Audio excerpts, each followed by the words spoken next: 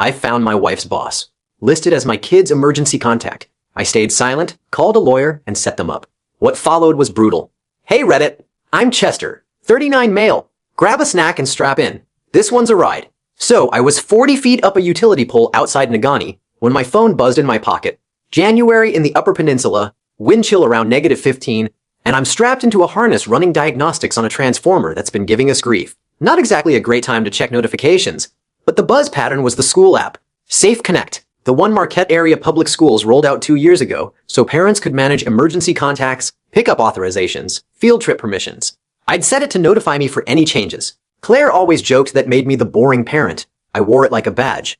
I finished the diagnostic, descended, peeled off my outer gloves in the truck, and opened the app. There was an update notification from 3 hours ago. Someone had modified the emergency contact and pickup authorization list for both Elsie and Aaron's accounts. I tapped it expecting to see Claire had added her mother again, or maybe updated a phone number. What I saw instead was a name that made my stomach drop. Wade Mercer, listed as emergency contact number 2. Pickup authorized. Relationship listed as family friend. And there was more. The audit log showed Wade had digitally acknowledged a health office release form in November, authorizing him to pick up Aaron for an off-campus medical appointment. His personal email was attached to the acknowledgement. I stared at that screen long enough that my fingers started going numb without the outer glove. Wade Mercer was the general manager at Northern Ridge Industrial Supply, the manufacturing plant where Claire had worked as HR director for the past 6 years. I'd met him maybe a dozen times. A couple of those community fundraiser dinners where Wade would shake every hand in the room like he was running for office. He was one of those guys. Mid-40s, silver at the temples, good suits for a plant manager in the UP. I'd never liked him. Couldn't explain why. Sometimes you just get a feeling about a person, and you file it away because you're not the type to start problems over a gut reaction. But this wasn't a gut reaction. This was my children's school records. I scrolled through the audit log. The app tracks every change with timestamps and the account that made the edit. Wade's entry had been added 4 months ago, September, right around the time I'd been pulled for a 10-day storm response deployment downstate after that freak derecho tore through the lower peninsula. I was sleeping in motel rooms and running 16-hour days restoring power to 3 counties. The edit was made from Claire's account, and then the health office release. The audit metadata showed it had been acknowledged from Wade's personal email address. My son had a doctor's appointment in November, one Claire had told me about, but Wade had been the one to take him. I checked my own calendar. November 9th, the second day of another storm call. I'd been in Iron Mountain running a line crew through an ice event. Claire had texted me that night saying Aaron's checkup went fine. I sat in my truck in the parking lot for 45 minutes. Engine running, heat blasting, staring at an audit log on a school app. My crew lead radioed twice asking if I was coming back. I told him I was dealing with a family thing. He said, take the afternoon. The thing about discovering something like this is that your brain doesn't process it in order. It processes it in waves. If he's listed as emergency contact, someone had a conversation about it. If he acknowledged a medical release, he was involved in my kids' healthcare. If he picked up my kids, he drove them somewhere. My kids were in his car. How long? How deep? What else? The next morning before my shift, I drove to Elsie's school and asked to speak with the front office administrator. Her name was Pam, and she'd known my family since Elsie started kindergarten. I told her I was reviewing the emergency contact list and wanted to confirm who was authorized for pickup. She pulled it up on the district system and read it back to me. Chester Hale, primary? Wade Mercer, secondary. Colleen Hale, tertiary. My mother was third, behind Wade Mercer. I asked Pam if Wade had ever actually picked up either of my kids. She checked the district sign-out logs. Twice. Both times during my storm deployments. Once in October, once in November. Both early dismissals on days Claire was listed as unavailable. I kept my voice level. Pam, I need you to do something for me. Print those records before anything changes, and I need a release hold put on both kids' accounts right now. Any pickup request goes through me directly. Phone confirmation required, no exception. And remove Wade Mercer from the authorized list. Pam nodded. I can do that, Mr. Hale. I'll need you to sign a form updating the authorization. I'll sign whatever you need. She printed the pickup logs, the audit trail, and the emergency contact history. I signed the new authorization form, restricting pickup to myself and my mother only. She gave me a look like she wanted to say something but didn't. In a town like Marquette, everybody knows everybody. And Pam had just watched me find out something she probably already suspected. I walked out of that school office and sat in my truck again. Not shaking, not crying, just sitting there with the kind of knowledge you can't unknow. The man my wife worked for had been picking up my children from school. I didn't go home angry. That's what people expect in these stories. The husband storms in, throws accusations, the wife cries, somebody breaks a plate. That's not what happened. I went to work, climbed poles, ran my drone inspections on a transmission corridor north of Ishpeming, filed my reports, and drove home at 5:15 like any other Tuesday. Claire was in the kitchen. Pork chops, roasted potatoes, green beans. The house smelled good. Elsie was at the table doing math homework. Aaron was in his room. Normal evening. I ate dinner. Helped Elsie with fractions. Watched half a hockey game with Aaron. Around 9, after the kids were in their rooms, I found Claire in the living room scrolling her phone. I sat down across from her and asked one question. Why is Wade listed as an emergency contact for our kids? She didn't flinch. Instead, she tilted her head and said, "Oh, that. I added him months ago as a backup because your mom's number kept going to voicemail." He offered, and I thought it made sense since he's local and has flexible hours. Delivered like a policy explanation. Smooth. Reasonable. I said. He acknowledged a medical release for Aaron. From his own email. Claire nodded. You were downstate. I was in a compliance meeting that ran late. Wade was already helping with pickup that day, so I asked him to handle the appointment authorization. It's not a legal document, Chester. It's a school health office form. Every answer she gave was preloaded. She'd already thought about what I might ask and had a perfectly rational explanation sitting in the chamber. I watched her face while she talked, calm, concerned for me, like I was an employee who'd raised a valid question, and she was walking me through why there was nothing to worry about. The performance was flawless. But here's the thing about being married to someone for 15 years. You know their real face. And I knew this wasn't it.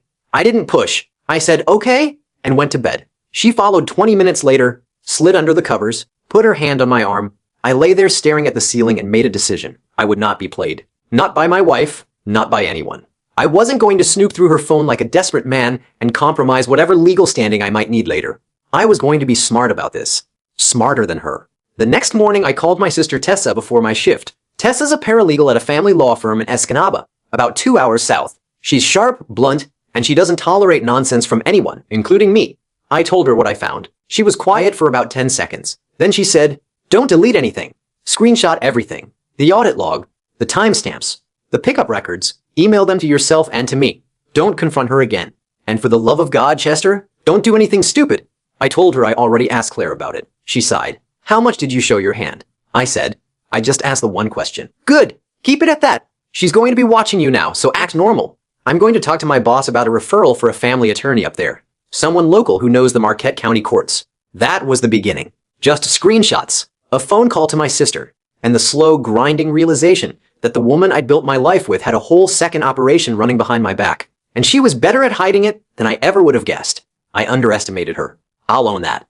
I spent the next 2 weeks being careful. Keeping records, not reacting, playing the long game like Tessa told me. I thought I had time. Claire moved faster. On a Monday morning, my supervisor Dan called me into the office at the utility yard. He looked uncomfortable. He told me the company had received a formal safety concern regarding my drone certifications and recent inspection work. The complaint alleged I'd been operating UAVs outside approved parameters and suggested my emotional state might be impacting field safety. It was filed anonymously, but it had been routed through a compliance contact at Northern Ridge Industrial Supply, Claire's employer. Dan said the company had to take it seriously. Standard procedure was a desk assignment, pending internal review. I was off field duty and grounded from drone operations until the investigation cleared me. Could take 2 to 4 weeks. I sat in that office and felt the heat rise up through my chest. This was Claire. She'd clocked that I was onto something, and instead of waiting to see what I'd do, she went on offense. Hit my job, my FAA certification, my ability to provide for my kids. She framed it as a safety concern because she knows exactly how compliance systems work. That same week, Tessa called me with worse news. Claire had beaten me to the courthouse. She'd filed for divorce and, in the same motion packet, requested temporary primary custody and a personal protection order. The filing claimed I'd been exhibiting erratic behavior, emotional instability, and had made threatening statements during a domestic dispute. She was requesting supervised visitation only, pending an emergency hearing scheduled for the following week. None of it was true. There was no dispute. There were no threatening statements. I'd asked her one question about a school app and said, okay. But Claire had written it up like a crisis incident report, and she'd done it with the precision of someone who writes incident reports for a living. I lost it. Not at Claire. Not in front of anyone who mattered. I was in my garage, alone, and I put my fist through a piece of drywall behind the water heater. Stood there with plaster dust on my knuckles, breathing hard, feeling every bit of the rage I'd been stuffing down for 2 weeks. Then I called Tessa. She talked me off the ledge in about 90 seconds. This is what she wants, Chester. She wants you to react so she has evidence. Now listen, her motion is garbage, but we need to respond fast. I talked to Greg Lindqvist in Marquette. He's good. Family law, 20 years, knows the judges. He can file a response by Thursday. You need to meet with him tomorrow. I met Greg the next day. He was a guy in his 50s. He read Claire's motion, read my screenshots of the school app audit log, and said, she overplayed her hand. There's no police report, no medical documentation, no witness corroboration for any of her claims. And this school app documentation you have is going to be a problem for her story. Her timeline doesn't work. He was right. Claire claimed emotional instability starting in December. The school app changes were made in September. She'd been covering tracks long before I asked a single question. Greg filed a counter motion and a request to preserve all school records and communication logs. He also suggested quietly that if I had any concerns about paternity, now was the time to address it before the custody proceedings advanced. He said it was standard advice in cases like this. When one affair surfaces, you have to consider the possibility that it wasn't the only one, or that it started earlier than the evidence suggests. I'd been thinking about it already. Not because I wanted to, because I had to. I ordered 2 DNA testing kits that night, sat on the edge of my bed holding the boxes, and felt sick to my stomach. Elsie has my eyes. Aaron has my jaw. But the doubt was in me now, and I couldn't unfeel it. I collected the samples the next morning during breakfast, told the kids it was for a health screening through my insurance. Aaron shrugged. Elsie asked if it would hurt. I told her it was just a cheek swab. She said, cool, and went back to her cereal. I mailed the kits and waited. And for the first time in this whole mess, I was genuinely scared. Not of Claire. Not of losing. Scared that those kids might not be mine. And that everything I'd believed about my family for 14 years was fiction. In Marquette, news travels faster than plow trucks. By the 3rd week, everybody had a version of the story. Claire and I were seen not sitting together at Elsie's basketball game. I was spotted at Greg Lindqvist's office twice. Claire was telling coworkers I was going through a mental health episode, which is a phrase designed to generate sympathy for her and suspicion toward me without saying anything actionable. The kids were absorbing all of it. Aaron came home from school one day and said, Tyler Brandt told me his mom said you and mom are splitting up. I told him Tyler Brandt's mom should worry about her own business. He gave me a look that was way too old for 14 and said, is it true though? I told him his mom and I were working through some things. He said, is it because of the guy from her work? What made you say that? I asked. Well, she talks different when he calls. Like her voice goes up. And she always leaves the room. I'm not dumb, Dad. That one landed hard. My 14-year-old had noticed things I'd missed, or chosen not to see. Elsie was quieter about it, but she'd started sleeping with her door open and asking me every morning if I'd be home after school. She'd also started making her own lunch instead of letting Claire do it. Kid radar is real. They pick up everything, and they show you what they know before they can explain it. The spine moment came on a Thursday. I got a call from the school district office at 2:15. It was Pam. Mr. Hale, there's a situation. Mrs. Hale is here requesting early dismissal for both children. She says there's a family appointment, but the release hold flagged it, and I'm calling you per your instruction. I was 20 minutes away, running a line inspection near Gwyn. Keep them in the office. I'm on my way. When I walked into that school lobby, Claire was standing at the front desk with her professional smile locked in place. The smile flickered when she saw me. Behind the counter, Pam and another staff member were watching. Chester, Claire said, her voice pitched for an audience. I was just picking up the kids for a dentist appointment. I didn't realize there was a communication breakdown. There's no appointment, I said. I checked with Dr. Lindgren's office this morning after Pam called me. The lobby went very quiet. Claire's smile tightened. There must be some confusion. I scheduled it last week. No, you didn't. And the release hold stays. If you want to pick up the kids, you call me first. That's how it works now. She stared at me for a long moment. I watched her calculate whether to escalate in front of witnesses and decide against it. Smart. Fine, she said, gathering her purse. We'll discuss this at home. We'll discuss it through our attorneys, I said. She walked out. Pam gave me a small nod. I signed Elsie and Aaron out myself and took them for pizza. Didn't explain why. Just told them plans changed and we were having a dad afternoon instead. Aaron looked at me like he understood more than he was saying. Elsie just wanted extra cheese. It was during the 4th week that I got a phone call from an unknown number. Woman's voice, clipped and direct. Is this Chester Hale? My name is Kendra Mercer. I'm Wade's ex-wife. We should talk. I almost hung up. Tessa had told me not to engage with anyone connected to the other side without checking with her first. But something in Kendra's voice stopped me. She didn't sound friendly. She sounded like someone with a score to settle. We met at a diner off M28, about halfway between Marquette and Munising. Kendra was sharp-faced, mid-40s, no warmth in her eyes. She ordered black coffee and got right to it. She told me she'd been married to Wade for 11 years. He'd had affairs throughout. She knew about at least 3 women, all connected to his work. The pattern was always the same. He targeted women in positions where he had leverage, subordinates, or direct reports, initiated the relationship under the cover of mentorship or professional development, and maintained it by blending the affair into legitimate business activities, work trips, conference travel, company retreats at a cabin property the company owned near Pictured Rocks. I asked her why she was telling me this. Because when I divorced him, he buried me, she said. He had better lawyers, more money, and the whole town thought he was a saint. I got painted as the bitter ex. He got the house. I got a settlement that barely covered my moving costs. I'm telling you because if you're about to go up against him, you need to know what he does.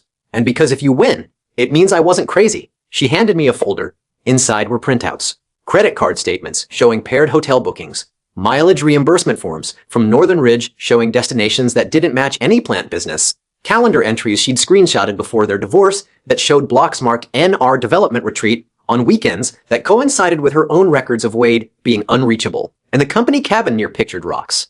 She had the address, the booking system login her lawyer had never been able to subpoena in time, and records showing it was used regularly outside of any official company event. "This isn't charity," Kendra said. "If your lawyer subpoenas the right records, it all comes out. His pattern. The company's liability for looking the other way. And maybe I finally get to stop being the woman nobody believed." I took the folder, thanked her. She finished her coffee and stood to leave, then paused. "One more thing. If your lawyer needs a sworn declaration about Wade's pattern, I'll sign one. And if it goes to deposition, I'll testify. But I want to be there when it happens. I want to see his face when it all comes out. I'll tell my lawyer," I said. She nodded and walked out. Not trying to be my friend, just someone with receipts and a grudge. And right then, that was exactly what I needed. Greg moved fast once he had Kendra's material to work with. He filed subpoenas for Northern Ridge's travel reimbursement records, company vehicle mileage logs, and booking records for the Pictured Rocks cabin property. He also requested calendar metadata from both Claire's and Wade's work accounts. The subpoena process wasn't instant. Wade's attorney fought every request, motions to quash, claims of corporate privilege, arguments about relevance. Each one took days to brief and schedule. The legal system runs on paperwork and patience, not anger. But the judge granted the discovery requests. The school pickup authorization, combined with the pattern allegations, created sufficient grounds. Because minor children were involved and the school records showed potential safety concerns, the judge also set an expedited hearing schedule. While the legal machinery churned, the social pressure intensified. Wade was a board member for the Marquette County Chamber of Commerce. He coached youth hockey. In a town of 20,000 people, Wade Mercer was a pillar, and I was a utility worker trying to take him down. People I'd known for years started acting different. Guys from my crew stopped inviting me to their weekend card games. One dad at Elsie's basketball told me I should get some help, and that Claire was really worried about me. A woman at the grocery store stopped me to say that Claire was such a sweet person, and every marriage has rough patches. The narrative was spreading exactly the way Claire designed it. Concerned wife, unstable husband, nothing to see here. I learned something important during that stretch. When you're telling the truth in a situation like this, nobody believes you at first. The liar has the advantage. They've had time to build the story, plant the seeds, recruit the allies. The truth is always playing catch-up, and nobody's cheering for you while you run. Then Wade tried his move. He showed up at the utility yard one afternoon, leaning against a new truck in the parking lot, waiting for me. Big smile, firm handshake offer. "Chester, can we talk for a minute? Man to man?" I didn't shake his hand. I stood 10 feet away with my hands in my jacket pockets and let him talk. He opened with concern, said he'd heard I was going through a rough time, said he understood how stressful marital problems could be, said there was nothing inappropriate about his relationship with Claire, that he'd only been trying to help with the kids because Claire asked. Then he pivoted to the offer. "I know legal fees add up, Chester, and I know this kind of thing can get messy in ways nobody wants. What if we all just took a step back? I'll remove myself from the school contacts. Claire and I can establish some professional distance, and maybe we can all move forward without dragging this through the courts." Translation: drop it, and I'll throw you a bone. I looked at him for a long time, long enough that his smile started to crack around the edges. Then I said, "You took my son to a doctor's appointment. You picked up my daughter from school, and you want to handle this man to man?" I turned around and walked back into the yard. Heard him call my name once. Didn't turn around. That night, I called Greg and told him about the conversation. Greg said Wade approaching me directly while I was represented by counsel was a serious violation of litigation protocol. He added it to the file. The subpoenaed records started coming in over the next 2 weeks. The picture they painted was devastating. Over 3 years, Claire and Wade had taken 14 trips to the Pictured Rocks cabin, none of which corresponded to any official company retreat or event. The mileage reimbursements showed Wade's company vehicle logging routes to the cabin on weekends. Claire had told me she was at HR conferences downstate. The calendar metadata showed Wade blocking identical time slots marked development planning that overlapped perfectly with Claire's conference weekends. And then the expenses. Wade had been running dinners, cabin supplies, even gas for Claire's car through his corporate card, buried in line items labeled regional operations and stakeholder development. Northern Ridge's accounting was either negligent or complicit. Either way, it was a liability bond. Greg arranged a meeting with Northern Ridge's corporate counsel, not to negotiate, to inform them that their GM had been funneling personal affair expenses through the company for years, and that the evidence was now part of a family court proceeding that could become public record. The room got very quiet after that. The DNA results came back on a Thursday. I picked up the envelope from the post office on my lunch break, sat in my truck in the parking lot of the dead mall on US 41, and opened it with hands that weren't entirely steady. Both children. Confirmed biological match to Chester Hale. Probability of paternity, 99.998%. I put my head back against the headrest and sat there for 15 minutes. The relief was physical, like a band around my chest finally loosening. Elsie had my eyes. Aaron had my jaw.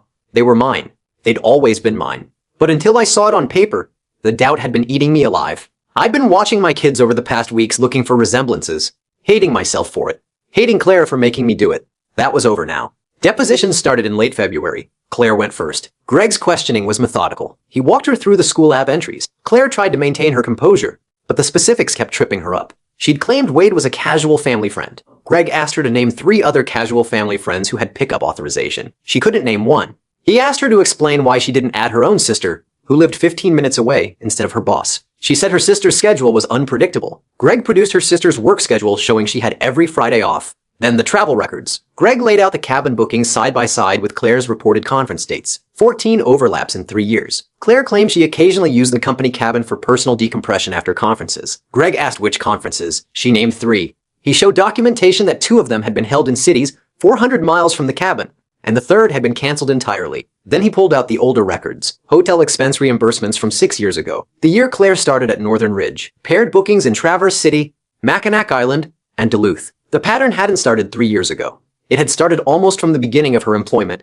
The cabin trips were just where it escalated once they got comfortable. Claire's face went white when she saw the dates. She'd thought the older records were buried or purged, but Northern Ridge kept 7 years of expense documentation for tax purposes, and Greg had subpoenaed all of it. Her attorney tried to regroup during breaks, but the contradictions were stacking up faster than the explanations. By the end of the deposition, Claire's narrative had more holes than a transmission line after an ice storm. Wade's deposition was the following week. His attorney had clearly coached him to be vague and pleasant. It worked for the first hour. Then Greg introduced the expense records. Every corporate card charge, every mileage entry, every cabin booking, laid out on a timeline that synced perfectly with Claire's travel claims. But it was Kendra's sworn declaration that really rattled him. Greg read portions of it into the record, her account of Wade's pattern during their marriage. The same cabin, the same expense category tricks, the same development retreat calendar blocks. Wade's face went pale when he realized his ex-wife had provided documentation. He kept glancing at his attorney like he was waiting for an objection that never came. Wade tried the business development angle anyway.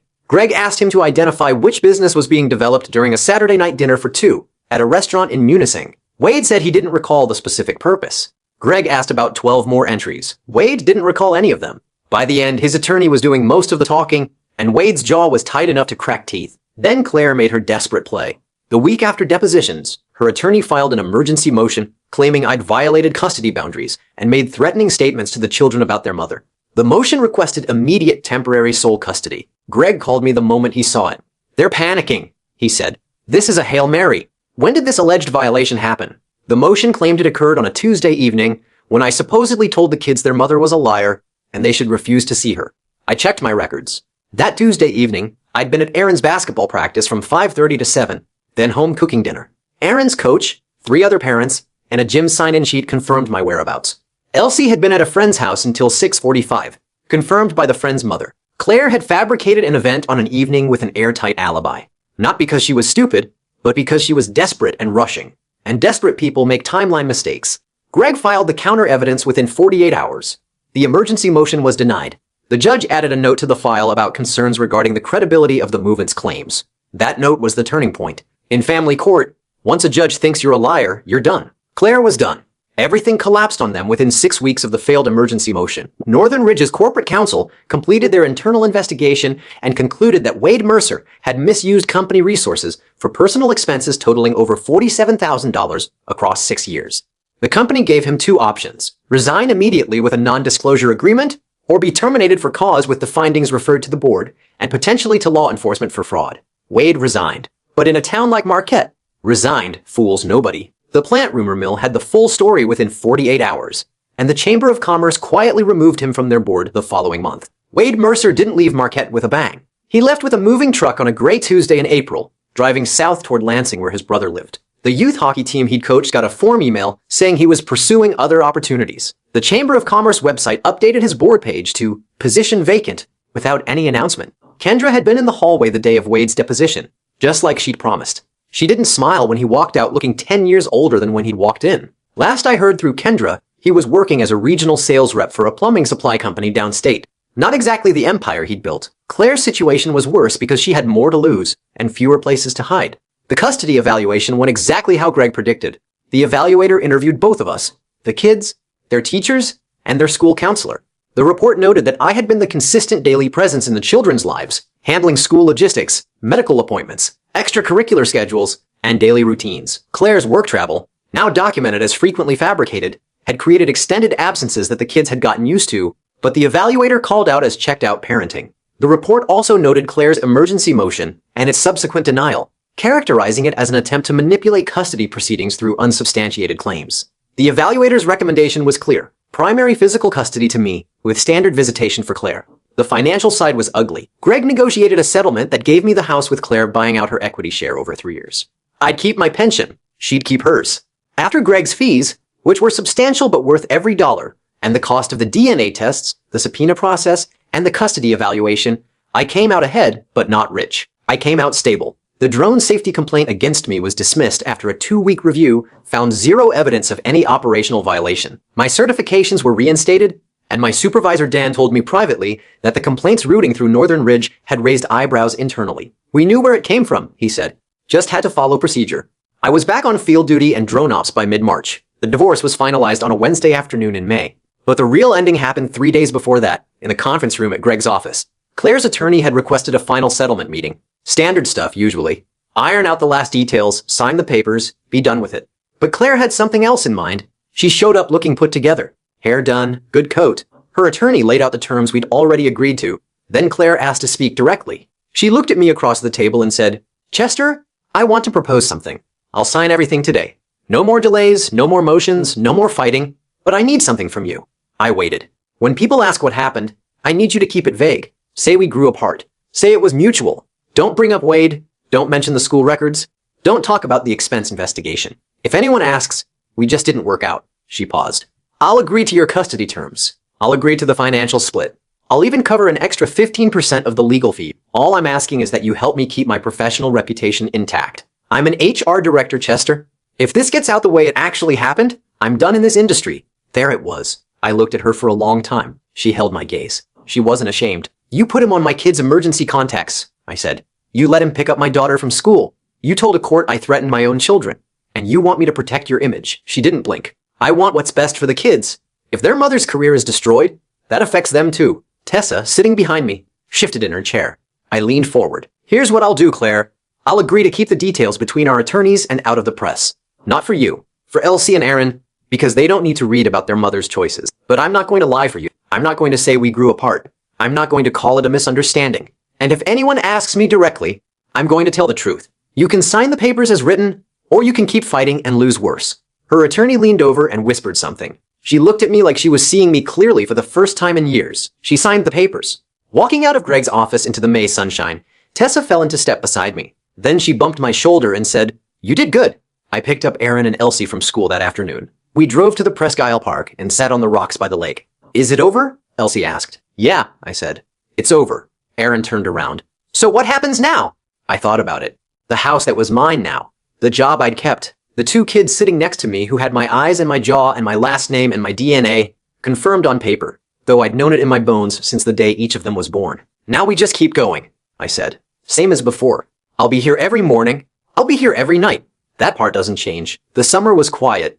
Aaron started mowing lawns for spending money. Elsie joined a reading program at the Peter White Library. Claire had the kids every other weekend per the agreement. She rented a small apartment on Ridge Street, found work at a staffing agency in Gwyn. Not HR director, entry level. I didn't feel sorry for her. Mostly I felt tired in a way sleep doesn't fix. The exhaustion that comes from 5 months of fighting for something that should never have been in question. My kids, my home, my name. Tessa checked in on me weekly. Sometimes she'd drive up from Escanaba on a Saturday and take Elsie to lunch while I watched Aaron's summer league games. 3 months later, I was running a drone inspection on a new transmission line. My phone buzzed. Beginning of the new school year, routine contact verification. I opened it. Emergency contact number 1, Chester Hale. Emergency contact number 2, Colleen Hale. Emergency contact number 3, Tessa Hale. My people. Only my people. I closed the app, launched the drone, and got back to work.